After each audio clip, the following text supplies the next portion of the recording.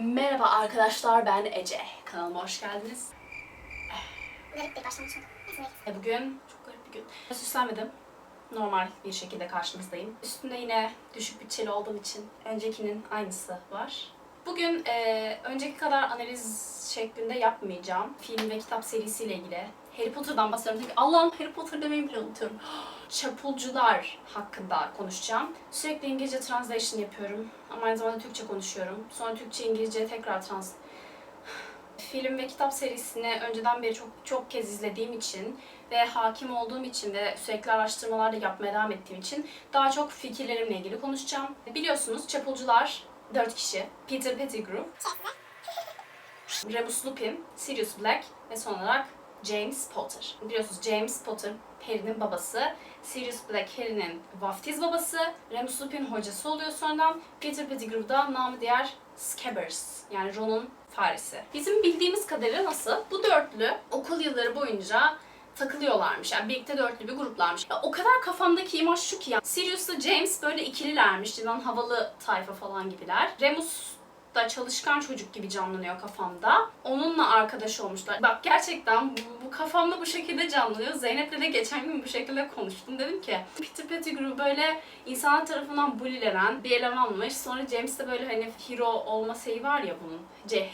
Harry'ninki gibi. Peter'a böyle kabadayılık yapılırken Hopin siz ne ayaksınız falan tarzı. kahramanlık sergileyip onu gruplarına aldıklarını düşünüyorum. Bilmiyorum, gerçekten kafamda böyle canlanıyor. Sebebini bilmiyorum. Bu şekilde bir dörtlü grup olduklarını düşünüyorum. Teker teker gidelim. Biliyorsunuz Harry Hogsmeade'e gidemediği gün Ron ve Hermione'yi yolculadıktan sonra şatoda Lupin'le bir konuşması var. Biliyorsunuz Lupin onun 3. sene karanlık sanatlara karşı savunma hocası. Lupin geçmişte babasıyla falan ilişkisini anlatıyor ve aynı zamanda Lily ile, yani Harry'nin annesiyle.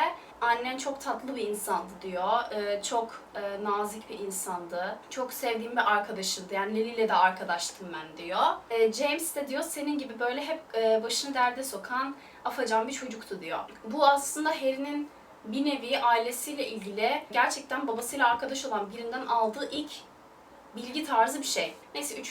film ve kitap zaten full Sirius Black hakkında, bunu biliyoruz. Sirius Black de aslında hem Remus'un hem James'in arkadaşıydı. Tabii film boyunca Harry Sirius'un kötü bir insan olduğunu düşünüyor falan. Peter Pettigrew'u öldürdüğü, aynı zamanda Voldemort'a itaat ettiği düşünülüyor. Bunu önceki videolarımda da zaten söylemiştim. Ne oluyor? Harry bir nefret beslemeye falan başlıyor. Zaten vaftiz babası olduğunu da öğreniyor, biliyorsunuz. Kitapta bunu Harry, Ron ve Hermione üçlü birlikte McGonagall'ları gizli dinlerken duyuyorlar. Bence bu arada filmdeki adaptasyon daha güzeldi. Filmde Harry görünmez perenin altına girip işte McGonagall'ların falan konuşmalarını dinliyor. Madame Rosmerta falan da vardı hatta. Onlar konuşuyor da işte Sirius Black diyor, Harry'nin vaftiz babasıydı diyor, yazık çocuğa falan filan diyor. Sirius hakkında dediğim gibi kötü bilgiler ediniyor Harry. Ama kitabın ve filmin sonuna doğru neyi öğreniyoruz? Aslında Sirius hiçbir zaman Voldemort'a hizmet etmemiş. Korkaklıktan dolayı arkadaşlarını satan kişi Peter Pettigrew'muş. Ve Peter Pettigrew'u aslında öldürmeye çalışmış ama öldürememiş. Peter Pettigrew fake atmış, parmağını keserek, tek bir parmak bırakarak sanki ölmüş gibi. Ama aslında fareye dönüşmüş. Aslında kitapta çok daha güzel, detaylı bir şekilde açıklamışlar. Lupin kendisini anlatıyor. Diyor ki beni küçükken diyor Greyback ısırmıştı diyor. O yüzden ben bir kurt adam olmuştum. James, Sirius ve Peter bana destek olmak için benim dönüşüm zamanlarımda diyor hayvana dönüşüyorlar. Yani kayıtlı olmayan bir animagus oluyorlardı diyor. Biliyorsunuz çapulcu haritasını. Çapulcu haritasında neler geçiyor? Prongs, Petfoot, Moony, Wormtail. Prongs, şu geyiğin üstündeki şeyler var ya işte. Biliyorsunuz zaten patronusu da geyik onun. James Prongs oluyor. Wormtail, Scabbers olduğundan dolayı fareye dönüştüğü için Wormtail demişler. Dolunay'da kurt adama dönüştüğü için Lupin'e Moony demişler. Petfoot da pati gibi bir şey olduğu için, onu da köpeğe dönüştüğü için Sirius'a Petfoot demişler. Bu aslında biliyorsunuz kullandıkları nickname'ler gibi bir şey. Aslında Sirius'un hiçbir zaman kötü bir insan olmadığını, aslında Peter'ın anne babasını sattığını, Sirius'un anne babasını hep koruduğunu, çok sadık bir arkadaş olduğunu, aslında Azkaban'a suçsuz bir şekilde girdiğini falan söylüyor. Ama bugün diyor birini öldüreceğim diyor işte. Peter'ı öldürmek istiyorlar. Tabii Scabbers'ı falan işaret ediyorlar. O burada falan filan. İyi de Harry ölmüştü diyor. Peter yaşamıyor diyor. Hayır ölmedi diyor. Fake attı diyor.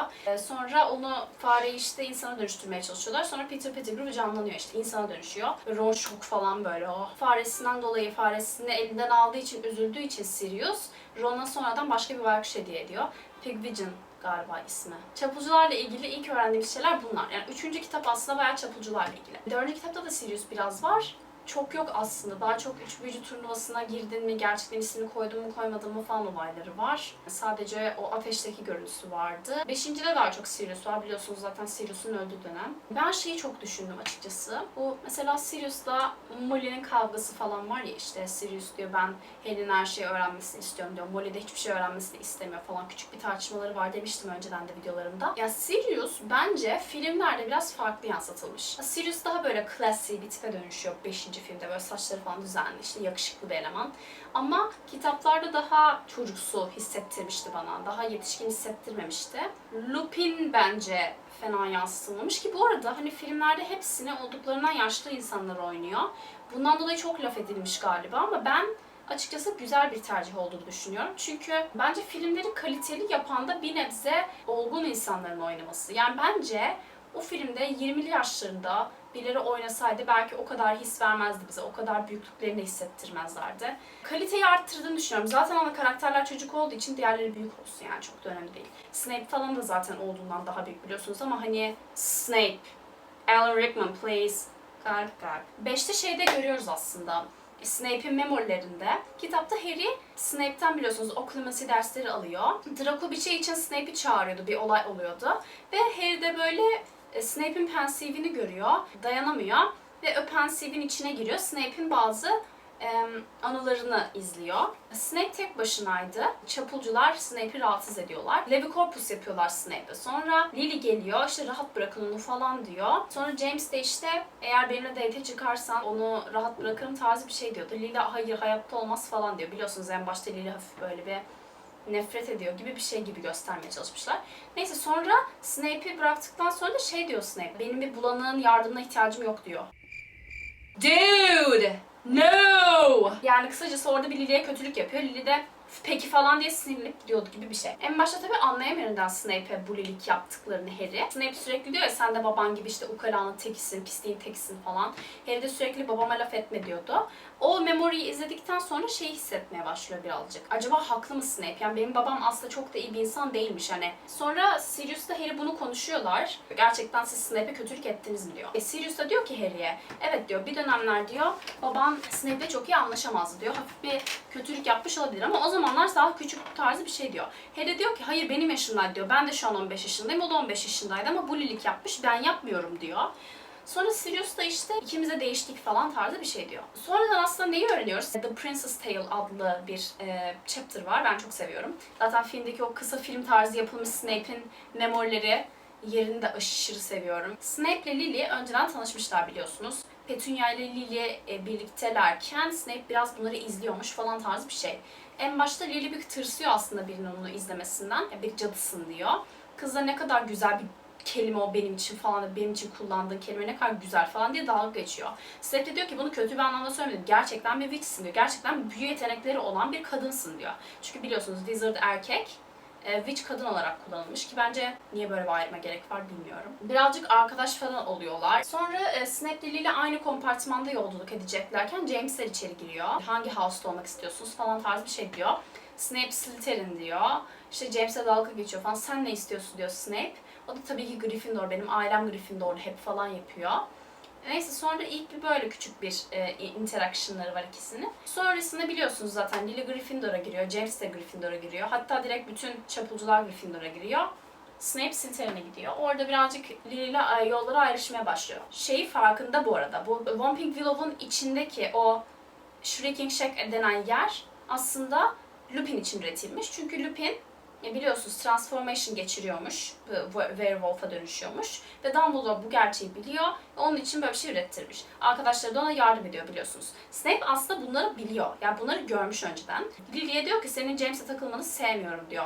İşte onlara karışma falan diyor Lily. Diyor ki senin de arkadaşlarını ben sevmiyorum diyor. Hepsi kötü insanlar diyor. İşte takıldığın insanlarla eğer arkadaşlığını şey yapmazsan senin arkadaşlığını devam ettirmek istemem tarzı bir şey diyor. Zaten bulanık olayından dolayı da sinirli Snape'e. 5. kitapta gördüğü Harry'nin, o anıların, Snape'in anılarının Devamını biz 7. kitapta görüyoruz. Yani çok fazla şu konuda debate dönüyor. James bir bully miydi, değil miydi? Yani çünkü bazı insanlar James'i çok sevmiyorlar. James ile Lily'nin ilişkisini de sevmiyorlar. Bence James bir bully değildi. James sadece Snape'e karşı bir bully'di gibi hissediyorum ben. Yani onun sebebi de şu. Bir, James başından beri Lily'yi seviyor. Hep Lily'ye güzel davranıyor yani genel olarak. 2, Snape'in çok iyi bir insan olmadığını biliyor.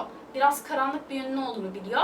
Ve Lily'nin böyle bir insanla arkadaşlık etmesini, potansiyel bir şekilde o insanla olmasını istemiyor. Yani teknik olarak James'in bully'liği Snape'e olan öfkesinden doğan bir şey. Yani diğer insanlara bir bully'lik yaptığını görmedim. O yüzden genel olarak bir bully diyemiyorum. Ve çapulcularla ilgili düşüncelerimden biri de şu: bence bazı durumları düşündürtüren kişi, daha aklı başında olan kişi bence grupta Lupin. Ben Sirius'la James'i çok benzediğini düşünüyorum. Böyle hafif çocuksu, afacan, saçma sapan durumlara kafalarını sokmayı seven tipler. Peter Pettigrew da korkak olan eleman. Yani böyle bir dörtlü olduklarını düşünüyorum. Benim aldığım his buydu kitaplardan. Genel olarak şunu düşünüyorum. Açıkçası gerçekten eğer çapulcularla ilgili bir seri çekilse, yani dizi serisi demek istiyorum, ben izlemeyi çok isterdim. Bence izlemek isteyen insan sayısı da olurdu bu arada. Bayağı izlemek isteyen olacağını düşünüyorum. O dönemi çok merak ediyorum çünkü hoşuma gidiyor. Lily'yi de görmek isterdim. Lily'yi çok seviyorum çünkü karakter olarak çok tatlı bir kadın modeli olduğunu düşünüyorum. Hermione'le de çok benzerlikleri olduğunu düşünüyorum zaten. O açıdan da seviyorum. İnsanlar Ginny'yi Lily'ye benzetiyorlar. Şu açıdan benzetiyorlar herhalde çünkü Lily de döneminde birazcık popüler görülen ve sevilen bir kızmış. Biliyorsunuz 6. kitaptan itibaren Ginny de böyle popüler kıza dönüşüyor falan. O açıdan benzetiyorlar herhalde. Bir de kızıl saç. Ama şey olarak açıkçası Hermione'ye daha çok benzediğini düşünüyorum. Zeki kız, brightest witch of her age olayında Hermione'ye daha çok benzediğini düşünüyorum. James'e zaten Harry'e çok benzediğiyle ilgili sürekli imalar var kitaplar boyunca. Yani benim düşüncem bu. Bu konuda çok yorum yapmayacağım. Sadece sokuşturmak istedim. Çok bilgi verdiğimi bilmiyorum. Sadece çapulcular hakkındaki düşüncelerimi anlatmak istedim. Ve birazcık da Snape'i araya katmış olabilirim. Çünkü bence Snape çapulcular açısından önemli bir yer taşıyor diyebiliriz, biliyorsunuz. Birazcık enemies for life tarzlar. Bir de hafif Lily'yi kattım doğal olarak. James'in aşkı olarak. Beni dinlediğiniz için... Beni dinlediğiniz için çok teşekkür ederim. Muhtemelen başka videolar çekerim. Kafama göre çekiyorum. Öncekiler çok analizdi sadece. Burada düşüncelerimi anlatmak istedim. Sonraki videolarda görüşmek üzere o zaman. Hoşça kalın.